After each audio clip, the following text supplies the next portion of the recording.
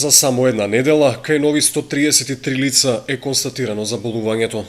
Од Центарот за јавно здравје во Кочани велат дека место за паника нема, бидејќи споредбено со претходните години интензитетот на заболени од грип бил очекуван.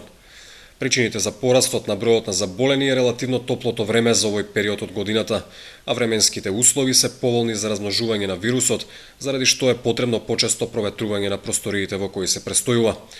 Според директорката на Центарот за јавно здравје Благица Ѓурковиќ, од вкупниот број на нови случаи заболени од грип во Кочанско најмногу се на возраст од 15 до 64 години, или вкупно 95 лица.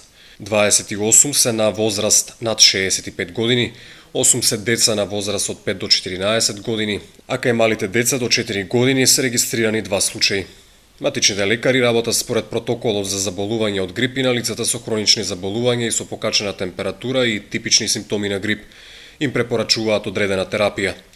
Најефикасна заштита од грип е вакцинацијата, која се препорачува на сите, посебно на постари од 65 години, болните со хронично оболени бели дробови, срце, бубрези, диабетичари, личности со послаб имунитет, личности кои се лекуваат со хемо или радиотерапија и личности со малигни заболувања.